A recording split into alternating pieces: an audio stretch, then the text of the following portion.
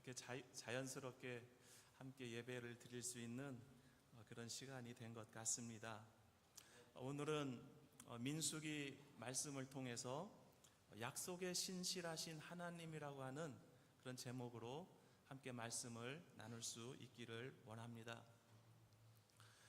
어제 저희 사돈댁에 결혼식이 있어서 오랜만에 까삐딸에 올라와서 결혼식 참석하고 또 오늘 주일까지 하룻밤을 까삐딸에서 잠을 잤습니다. 그 결혼식에 참석을 했는데 주례 설교를 통해서 그 목사님께서 그 결혼 관계를 약속이라고 하는 그런 주제로 말씀을 나눠주셨는데 저도 나름대로 오늘 준비한 말씀 제목하고 또 관계가 있는 그런 말씀이어서 은혜롭게 그렇게 들었던 기억이 납니다. 우리는 그 세상을 살아가면서 그 수많은 약속을 하게 됩니다. 그렇지 않습니까? 개인적으로 또 가정 안에서, 사회에서, 공동체 안에서 많은 약속들을 하게 됩니다. 그런데 그런 그 약속들이 종종 변하기도 하고 깨어지기도 하는 것을 보게 됩니다. 세상에서뿐만 아니라 신앙 공동체 안에서도 세워진 약속이 변경되고 깨어지는 그런 모습들을 종종 보게 됩니다. 그러나 오늘 본문 말씀을 통해서 보면 하나님의 약속은 결코 변함이 없으시고 반드시 이루어진다라고 하는 것을 오늘 우리에게 말씀하고 있습니다. 저는 개인적으로 신학을 하고 목회를 하고 선교 사역을 하기 전에 저는 바다에 나가서 살아가는 것을 굉장히 동경을 했었습니다. 그래서 해양대학을 가고 항해사로서의 잠깐 짧은 그런 삶을 살았었는데 학교에 가면서부터 좀 사회하고 다른 그런 그 체계를 경험을 했습니다. 모든 일정이 있는데 그 일정을 진행하는데 항상 시간 단위로 그 일정을 진행을 합니다. 그리고 그 일을 시작하기 전에 15분 전, 5분 전, 그리고 시작. 잠을 잘 때도 그 기숙사에 불을 끌 때도 아침에 일어나고 또 구보를 하고 학교에 가서 공부를 하고 식사를 하는 그 모든 것을 15분 전, 5분 전 식사를 하는데 학년별로 3학년 식사 시작 15분 전, 5분 전 식사 시작 모든 일정을 이렇게 합니다. 그것이 이제 몸에 배었는데 승선 생활을 하면서 그 이유를 정확하게 알게 되었습니다. 배 안에서는 모든 일정을 그렇게 관리를 합니다. 15분 전, 5분 전 시작. 배는 부두의 저반에 있을 때에는 육지와 연결되어 있지만 출항을 하게 되면 그 육지와 단절이 됩니다. 출항을 하게 되면 결코 육지로 나아갈 수가 없습니다. 그래서 출항을 할 때에도 15분 전, 5분 전 출항 이렇게 합니다. 그런데 15분 전이라고 하는 개념은 모든 일을 다 하던 일을 다 중지하고 지금 해야 할 일, 그것을 준비하는 시간입니다. 그리고 5분 전은 그 모든 준비가 끝난 것을 의미를 합니다. 출항 5분 전 하면 언제든지 출항해도 아무런 그 제한이 없어야만 합니다. 왜 그럴까요? 부두가 떨어지면 그 시간은 돌이킬 수 없기 때문에 그렇습니다. 요즘 그 호르무즈 해협이 봉쇄가 돼가지고 그 안에 그 한국의 수백 척 그 배들이 나오지 못하고 있다고 합니다. 그런데 그 배들이 하루 동안 그 해협을 나오지 못하고 항해를 하지 못할 때에 얼마나 큰 손해가 있는지 혹시 아십니까?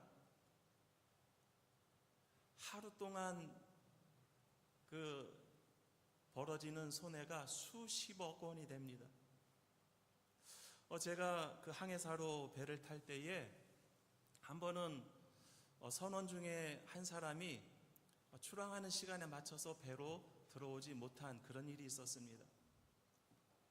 그러면 어떻게 해야 될까요? 출항을 시간을 멈추고 그 선원이 돌아올 때까지 기다려줘야 할까요? 그리고 모든 사람들이 다 배로 돌아오면 그때 배가 출항해야 할까요?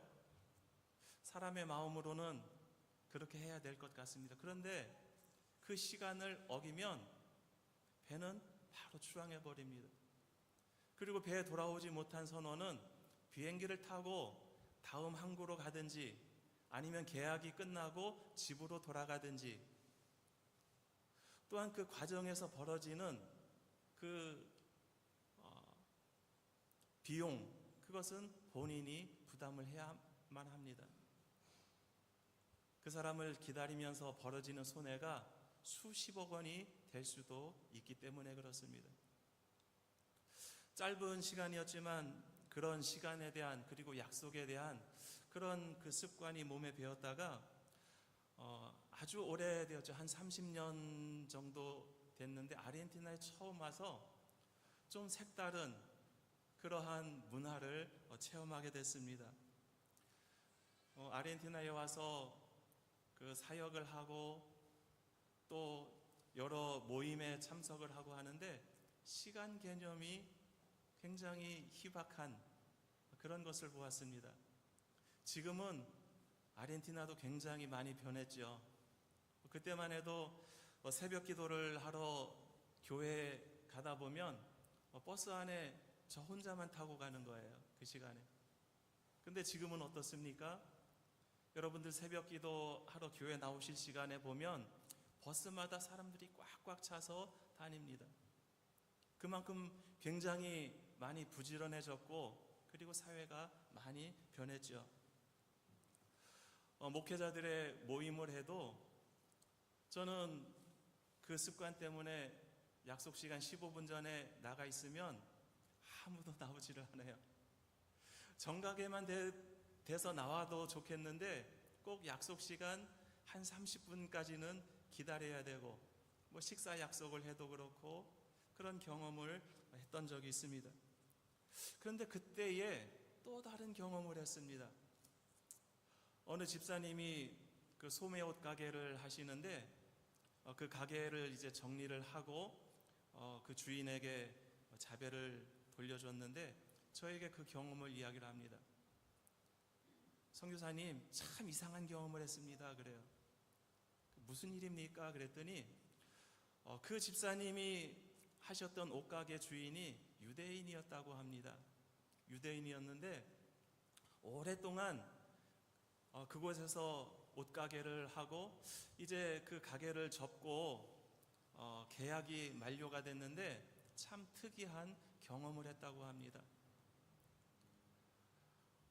유대인들의 그 특성을 알기 때문에 가게를 깨끗하게 청소를 하고 벽에 페인트 칠도 하고 그리고 자신이 걸었던 못 같은 것도 다 빼고 다 레글라를 하고 그리고 나서 이 주인하고 계약 관계를 끝냈는데 한 일주일쯤 지나서 이 유대인이 이 집사님을 찾아왔대요.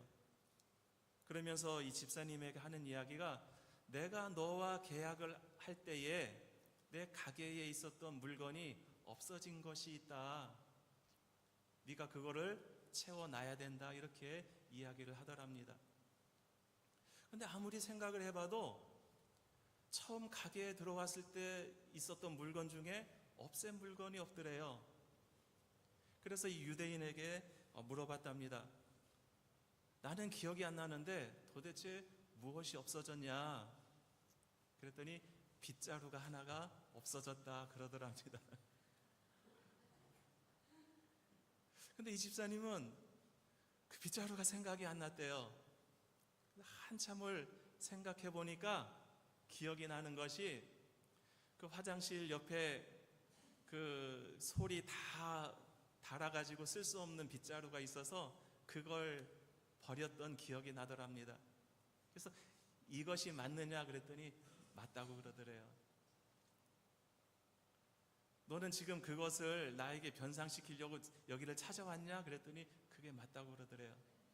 그래서 빗자루 하나를 사줬는데 더 이해가 되지 않는 것은 그 빗자루 가격이 얼마 되지 않아요.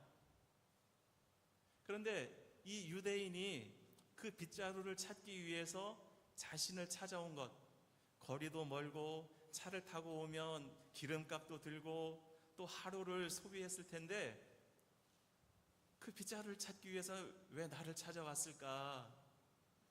이해가 안 되었다고 합니다. 그런데 그 이야기를 듣고 오랜 시간이 되어서 저는 이해가 될 것 같아요. 자신이 찾아내려고 했던 것보다 더 큰 가스돌을 들여서 왜 굳이 그것을 찾으려고 했을까? 이 사람이 찾으려고 했던 것은 빗자루가 아니었어요. 무엇 때문에 빗자루를 찾으러 왔을까요? 처음 그 콘트라토를 썼을 때에 했던 약속. 이 집사님이 나중에 보니까 정말 그 계약서의 목록 중에 빗자루가 하나 들어있었대요. 그러니까 이 사람은 빗자루를 찾으러 오려고 한 것이 아니라 약속을 지켜야 된다. 그것 때문에 왔던 거예요. 그러면 유대인들은 왜 이 약속에 민감할까요? 아마도 그 사람들이 살아왔던 그 역사에서 그 이유를 찾을 수 있을 것입니다.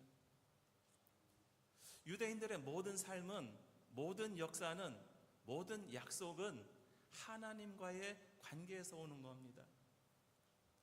물론 지금 많은 유대인들이 참 신앙이 없는 그런 유대인들이 굉장히 많아요.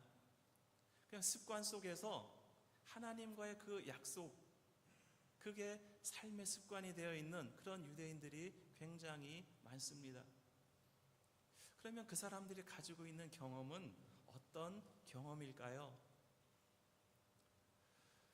모세를 통해서 애굽에서 출애굽하고 가나안 땅에 들어가기 전에 광야에서 40년 동안 생활을 했고 또 가나안 땅에 들어가서 살았던 그들의 생활, 그리고 나라를 잃고 1000년 동안 온 세계를 유리하면서 다녔던 그들의 삶 속에서 그들이 가지고 있는 하나님에 대한 발견이 있었던 것입니다. 그것은 무엇인가 하면 하나님과 우리와의 관계에서 하나님께서 주시는 약속이 있는데 그 약속을 지킬 때는 어떻게 돼요? 하나님의 자녀로 품어주시고 그 약속을 떠날 때에는 하나님으로부터 징계를 받았던 그 민족의 역사가 있었던 것입니다. 그들이 바벨론의 포로로 붙잡혀갈 때는 어떠했습니까? 하나님을 버리고 우상 숭배를 할 때에는 내가 너희를 징계하리라. 그런데 하나님을 떠나고 우상 숭배를 할 때에 하나님께서는 그들을 포로로 붙잡혀가게 하십니다. 그런데 포로로 붙잡혀갈 때에 또 어떤 약속을 합니까? 너희가 나를 기억하고 나에게 돌아오면 70년의 기간이 찰 때에 내가 너희를 다시 해방시켜 주리라. 그들이 포로로 붙잡혀가서 그 약속을 기억하고 하나님 앞에 나와서 회개하고 돌이키고 하나님을 찾을 때에 하나님은 어떻게 하십니까? 다시 회복시켜 주셨습니다. 수천 년 동안 하나님과의 관계에서 그들이 체험했던 것, 그것이 그들의 삶의 습관이 되었다라고 하는 것입니다. 그런데 그 습관이 본질을 떠난 습관일 때에는 의미가 있을까요? 의미가 없죠. 하나님과의 관계가 없고 그냥 삶의 습관에 남아있을 때는 그것을 우리는 신앙이라고 이야기할 수가 없을 것입니다. 오늘 우리가 읽은 이 출애굽기 민수기 본문의 배경을 보면 이스라엘 백성들이 모세를 통해서 출애굽하고 40년 동안 광야 생활을 했습니다. 그리고 이제 그 기간이 다 차고 가나안 땅을 눈앞에 두고 있는 그 시점입니다. 이제 요단강을 건너가면 그곳이 바로 가나안 땅입니다. 여리고성을 바라보고 있는 요단강 건너편, 그곳은 이방인들이 살고 있는 땅이었습니다. 아모리 족속, 모압 족속, 암몬 족속이 살고 있는 그 땅에 도착해 있습니다. 이제 모세는 가나안 땅으로 들어가기 위해서 그들과 마주친 그 족속들에게 이야기를 합니다.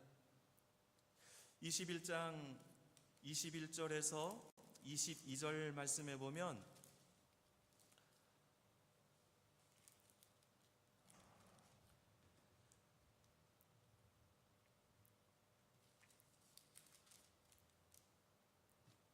모세가 그 아모리 왕 시혼에게 사람을 보내서 이렇게 이야기를 합니다.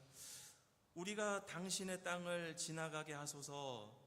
우리가 밭에든지 포도원에든지 들어가지 아니하며 우물물도 마시지 아니하고 당신의 지경에서 다 나가기까지 왕의 큰 길로만 지나가리다. 아모리 사람들이 사는 그 땅에 도착했는데 아모리 왕 시온에게 우리가 이 땅을 지나갈 수 있도록 길을 열어주십시오. 혹시 당신의 포도원이 있으면 우리가 거기 들어가지 않겠습니다. 우리가 당신에게서 아무것도 취하지 않고 혹시 우리에게 필요한 것이 있으면 값을 지불하고 그것을 사겠습니다. 단지 우리가 가나안 땅으로 갈 수 있도록 길만 열어주십시오. 그랬는데 그 아모리 왕이 어떻게 합니까? 그것을 거절했어요. 예전부터 소문을 들었습니다. 한 민족이 애굽에서 나왔는데 광야에서 40년 동안 살고 있다더라. 그 민족이 점점 우리 민족들이 살고 있는 이 땅 가까이 오고 있다더라. 그런 이야기를 들었습니다. 그런데 맞닥뜨렸어요. 그리고 모세가 사람을 보내서 요청을 합니다. 우리가 여기를 지나가게 해주십시오. 아무것도 건드리지 않겠습니다. 별 볼 일 없는 사람들, 니들이 뭔데? 그리고 싸움을 걸어옵니다. 이 싸움에서 아모리 족속은 완전히 패하게 됩니다. 그런데 그 소문이 모압과 암몬에게도 들려왔습니다. 그 소문을 듣고 모압 왕 발락이라고 하는 사람이 이제 두려움에 떨기 시작합니다. 자기들과 함께 있던 한 민족이 완전히 말살됐어요. 이제 우리 차례인가? 그런 두려움이 있게 됩니다. 그래서 이 모압 왕 발락이 했던 것은 선지자를 찾아서 이 선지자를 통해서 저 민족을 저주하자. 그래서 우리를 다치지 않게 하자. 그런 생각을 하게 됩니다. 그래서 발람이라고 하는 선지자를 요청하게 됩니다. 그런데 발락이나 발람이나 이스라엘과 전혀 상관없는 이방인이었습니다. 발람 선지자는 발락의 요청을 듣고 옵니다. 그리고 그 요청은 저 이스라엘을 저주해서 우리가 다치지 않게 해달라. 그 요청을 듣고 발람 선지자는 4번의 예언을 하게 되죠. 어떤 예언을 합니까? 저도 주일학교 다닐 때 많이 들었던 그런 성경 말씀이고 예언인데 그 발람의 나귀 기억하시죠? 사람 말을 하는 나귀. 발람이 그 나귀를 타고 가는데 하나님의 사자를 보지도 못하고 느끼지도 못하니까 그것을 본 나귀가 엉뚱한 길로 막 가죠. 나귀를 막 그 회초리로 때리고 하니까 나귀가 말을 하는, 그것이 발람의 나귀였죠. 근데 이 발람 선지자는 이스라엘의 선지자가 아니었어요.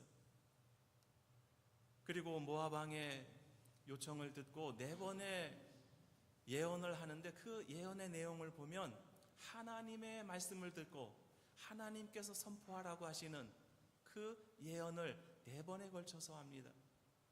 그 예언의 내용은 이스라엘 백성과 그 주변 민족들의 관계가 어떠하게 되는지 그것에 대해서 예언을 합니다. 결국 마지막에 발락은 그것이 마음에 들지 않아서 이 선지자를 쫓아 보내게 되죠. 이방인이지만 이 땅을 다스리시는 하나님을 알고 그 하나님의 음성을 듣고 그 음성을 하나님의 백성에게 전하던 발람 선지자의 그 예언이었습니다. 이 예언의 내용을 보면 첫 번째로는 19절 말씀에 보면 하나님은 사람이 아니시니 거짓말을 하지 아니하시고 인생이 아니시니 후회가 없으시도다 이렇게 말씀합니다. 하나님은 사람이 아니시니 이것은 무엇을 의미합니까? 하나님의 성품을 이야기를 합니다. 이 하나님의 성품은 신실하시다라고 하는 것을 우리에게 말씀하고 있습니다. 신실하지 않은 우리 사람은 어떻게 살아갑니까? 상황에 따라서 말을 바꾸기도 하죠. 약속을 어기기도 하죠. 그러나 신실하신 하나님은 약속하신 것을 반드시 이루시는 하나님이시라고 하는 것입니다. 이 하나님께서는 약속하신 것을 반드시 지키시는 분이라고 하는 것입니다. 복음의 기초가 바로 여기에 있습니다. 우리의 구원, 사랑하는 성도 여러분, 우리는 어떻게 구원을 얻었습니까? 우리의 행위로 구원을 얻었습니까? 또는 우리의 자격이 있어서 구원을 얻었습니까? 우리에게는 자격도 없고 구원을 얻을 만한 어떠한 행위도 하지 않았지만 에베소서 말씀에 보면 하나님의 약속에 근거해서 우리는 구원을 얻었다라고 하는 것을 말씀하고 있습니다. 이 예언의 두 번째 내용은 19절 하반절에서 말씀을 하고 있습니다. 그 말씀하신 바를 행하지 아니하시며 하신 말씀을 실행하지 아니하시랴. 그 말씀하신 바를, 하나님의 성품은 변함이 없으시는 분이다라고 하는 것을 우리에게 말씀하고 있습니다. 하나님의 성품은 불변성이라고 하는 것입니다. 하나님은 감정에 따라서 흔들리지 아니하시고 상황 때문에 하나님께서 계획하신 것을 결코 변경하지 아니하시는 분이라고 하는 것입니다. 이것이 바로 우리가 받고 있는 은혜입니다. 우리는 연약하고 상황에 따라서 넘어질 수도 있지만 하나님께서는 여전히 우리에게 향하신 그 약속이 변함이 없으시다라고 하는 것입니다. 세 번째로는 20절 말씀에서 하나님이 그들을 애굽에서 인도하여 내셨으니 그의 힘이 들소와 같도다 이렇게 말씀하고 있습니다. 제가 성경 본문을 잘못 읽었는데 20절 내가 축복할 것을 받았으니 그가 주신 복을 내가 돌이키지 않으리라. 하나님은 저주를 축복으로 바꿀 수 있는 분이다라고 하는 것입니다. 발람은 발락의 요청을 받고 이스라엘 백성들을 저주하기 위해서 이곳에 왔습니다. 그러나 하나님께서는 그들이 계획하는 그 저주를 축복으로 바꾸시는 분이라고 하는 것입니다. 사람은 저주를 하지만 하나님은 보호하시고 우리를 축복하신다라고 하는 것입니다. 하나님의 이 축복은 어디에서 가장 크게 완성되었습니까? 예수 그리스도를 통해서 십자가에 달리셔서 우리의 저주를 대신 지시고, 그래서 우리는 그 저주에서, 사망의 저주에서 생명의 축복으로 옮겨진 그런 하나님의 백성들이 되지 않았습니까? 오늘 이 예언의 마지막 네 번째는 21절에서 우리에게 보여주고 있습니다. 여호와 그들의 하나님이 그들과 함께 계시니 왕을 부르는 소리가 그 중에 있도다. 하나님의 성품은 임마누엘의 하나님이라는 것을 우리에게 말씀해 주고 있습니다. 이스라엘 백성들은 완벽한 사람들이 아니었습니다. 오히려 그들은 하나님 앞에서 많은 허물을 가지고 있는 사람이었습니다. 그런데도 하나님께서는 항상 그들과 함께 하셨습니다. 출애굽한 이스라엘 백성들이 40년 동안 왜 광야에서 방황하였습니까? 하나님 앞에서 신실하지 않았기 때문이었습니다. 하나님과의 약속을 저버렸기 때문이었습니다. 하나님 앞에서 범죄하였기 때문이었습니다. 하나님 앞에서 우상 숭배를 하였기 때문이었습니다. 그런데 그럴 때에 하나님께서는 이 백성들을 버리셨나요? 이스라엘 백성들은 40년 동안 광야 생활이었지만 하나님께서는 오랫동안 참고 그들을 기다리시고 그들을 품어주시고 그들을 축복해 주시기 위한 임마누엘의 하나님, 그들에게 구원을 이루시기 위한 하나님의 시간이었던 것입니다. 하나님께서는 그들을 버리지 아니하시고 끝까지 그들과 함께 하시는 그러한 모습을 우리는 발견하게 됩니다. 왜 그렇습니까? 그것은 그들의 의로움 때문이 아니라 하나님의 약속 때문이었습니다. 사랑하는 성도 여러분, 그러한 하나님을 믿고 사는 우리 그리스도인들의 삶은 어떠한 삶이 되어야 할까요? 오늘날 그리스도인이라고 하는 그 이름이 세상에서 참 욕을 먹는 그러한 세상을 우리가 살고 있지 않습니까? 참 예전에는 제가 아르헨티나 처음 왔을 때에 이민청에 가서 너 직업이 뭐냐, 너 종교가 뭐냐 이런 질문을 받을 때에 나는 선교사고 그리고 나는 에방헬리고 기독교인이다 이렇게 이야기를 하면 이민청 직원도 저한테 이렇게 이야기를 해줬어요. 아, 기독교인? 개신교인? 이 사람들은 굉장히 정직한 사람들이다. 이 나라가 카톨릭 국가이고 국민의 대부분이 카톨릭 신자라고 명목상 이야기를 하는 그런 나라에서 개신교인, 세상 사람들이 볼 때에 개신교인들은 정직한 사람들이야, 이러한 인정을 받았던 것을 기억을 합니다. 한국에서도 마찬가지였죠. 사회가 힘들고 나라가 힘들고 할 때에 기독교인들이 앞장서서 희생하고 그 사회를 바로 일으켜 세우는 그러한 나라였습니다. 그래서 종교가 기독교라고 하면, 개신교인이라고 하면 믿지 않는 세상 사람들도 존중해주는 그런 사회였지 않았습니까? 그런데 오늘날은 어떻습니까? 한국의 많은 기독교인들이 또 목사님들이 이야기를 합니다. 세상에 나가서 기독교인이라고 말하기가 부끄럽다. 목사라고 말하기에 부끄럽다. 이런 이야기를 종종 듣게 됩니다. 이런 이야기는 세상에서 우리 기독교가, 교회가 인정을 받지 못하는 그런 시대가 되었다는 것을 의미하지 않겠습니까?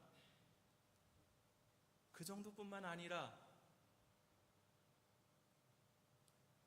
우리 믿는 사람들 때문에 하나님께서 욕을 먹는 그러한 지경에까지 이르지 않았습니까? 사회가 이렇게 되고 교회와 그리고 기독교인들의 삶이 이렇게 된 데까지는 우리의 믿음에 어떤 문제가 있지 않는가 하는 그러한 자각을 해야 되지 않나 이렇게 생각을 합니다. 오랫동안 그 선배 신앙인들로부터 들었던 그런 이야기가 있습니다.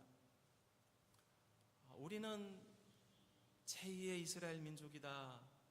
우리는 하나님으로부터 선택된 백성이다 하는 그런 이야기를 많이 들었습니다. 선택된 백성, 선택된 민족, 선택된 사람. 맞는 이야기입니다. 우리는 하나님으로부터 세상에서 구별되어서 선택된 백성입니다. 그런데 이것이 선민의식이 되어버리면 안 된다라고 하는 것이죠. 선민의식이 되면 어떻게 됩니까? 세상의 죄악으로부터 구별된 것이 아니라 세상 사람들보다 특별한 사람이라고 하는 그런 의식을 갖게 됩니다. 그러면 세상 사람들을 멸시하고 낮게 보고 경멸하고 우리만 특별한 사람이야 이런 의식을 갖게 되죠. 요즘 그 한국 사회에서 그 이슈가 되는 그런 그 시사가 있다는 것을 듣게 됩니다. 아마 대통령이 그 이스라엘과 관련된 어떠한 그 언급을 한 것 같습니다. 이것을 가지고 사회가 시끄럽습니다. 저도 오늘 그 뉴스를 잠깐 봤는데 뭐 정치인들이나 또는 사회 어떤 그 사람들이 그 사과를 해야 된다, 뭐 아니다, 여러 가지 그런 논란이 있는 것을 보았습니다. 그것이 어떤 것을 가지고 하나 하고 자세히 찾아봤더니 그 홀로코스트에 대한 그런 그 언급이었던 것을 보게 되었습니다. 코로나가 있기 바로 직전에 그 이스라엘의 선교 대회를 다녀온 적이 있었는데 그곳을 보니까 과거에 이스라엘 백성들이 학살을 당했던 그것을 기념하는 많은 장소들이 있는 것을 보았습니다. 박물관도 있고 그곳을 가면 유럽의 각지에서 어떤 물건들을 수집해다가 놓고 진열을 해놓고 그리고 많은 사람들이 와서 그것을 봅니다. 과거에 있었던 그 학살, 그것을 잊지 말자. 비인도적인 그러한 일이었죠. 전쟁 때문에 민족이 다르기 때문에 어떠한 한 민족이 학살된다는 것은 있을 수 없는 일입니다. 그런데 이스라엘이 그런 학살을 당했습니다.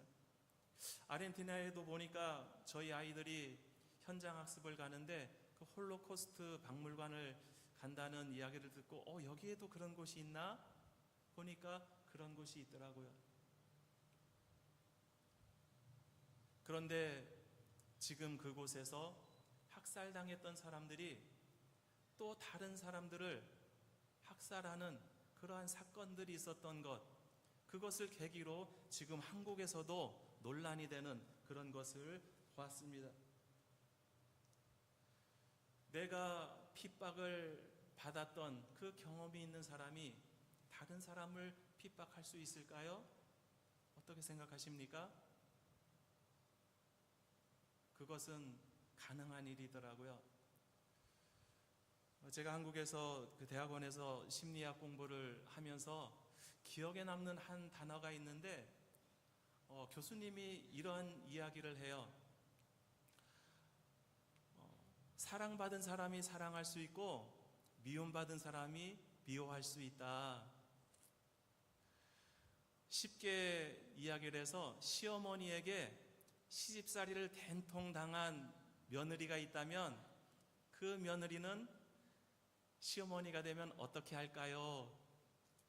자기가 너무 시집살이를 당하고 고생을 해서 내 며느리는 나는 내 시어머니처럼 하지 않고 사랑해 줄 거야. 말은 그렇게 한다고 합니다.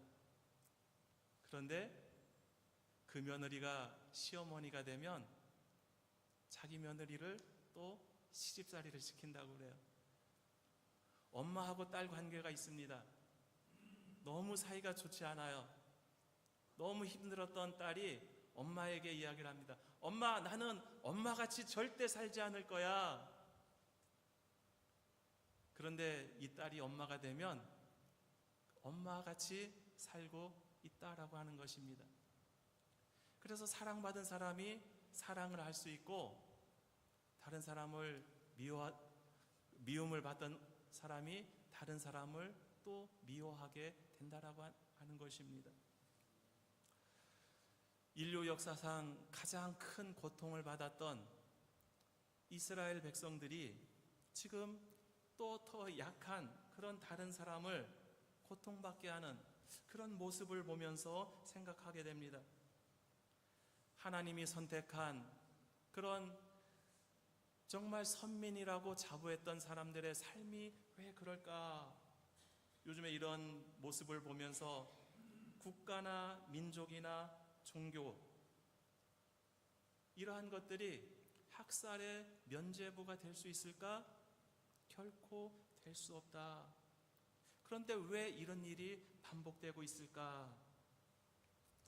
사도행전 11장 말씀에 보면 안디옥 교회에서 처음 그리스도인이라고 하는 그런 크리스티아노라고 하는 호칭을 받는 교회의 모습을 보게 됩니다. 예루살렘에서부터 시작된 복음이 이제 소아시아로 전파되면서 안디옥에 많은 믿는 사람들이 생겨났습니다. 그리고 그곳에 교회가 세워졌습니다. 이때의 교회는, 기독교인들은 핍박받는 사람이었습니다. 로마로부터 인정받지 못하는 그러한 종교인들이었습니다. 그런데 이 사람들이 자기네들끼리 살아가는 모습이 아니라 세상 속에서 사는 그 모습을 보니까 세상 사람들이 그들을 인정하게 되었다라고 하는 것입니다. 아, 저 사람들은 우리들과 구별된 하나님을 믿는, 그리스도를 믿는 그런 사람들이야. 그래서 세상 사람들이 믿는 사람들을 크리스찬이라고 하는 그 이름을 붙여준, 처음 그 단어가 생겨난 것이 바로 안디옥 교회였습니다. 하나님의 백성들은 어떻게 살아야 하는가? 개인적인 삶과 신앙적인 삶과 사회적 삶에서 책임을 떠날 수 없는 그러한 우리의 소명이, 세상의 소명이 있다라고 하는 것을 우리는 자각해야 되지 않을까요?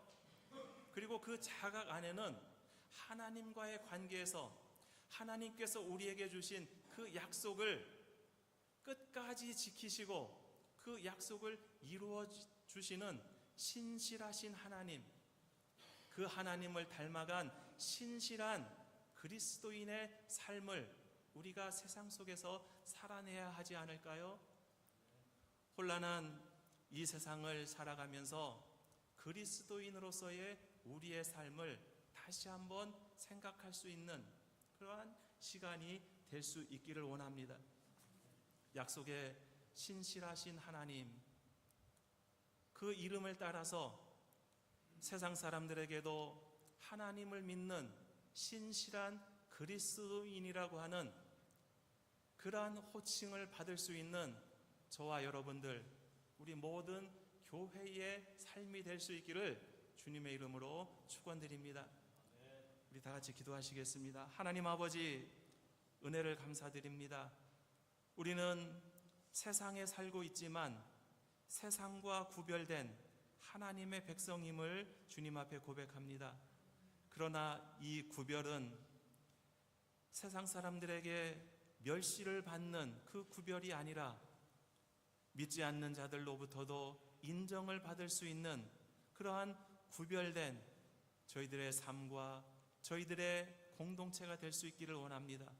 그래서 세상에 그리스도의 빛을 증거할 수 있는 그러한 저희들의 삶, 그리고 교회가 될 수 있도록 주님 인도해 주시옵소서. 우리 주 예수 그리스도의 이름으로 기도드리옵나이다.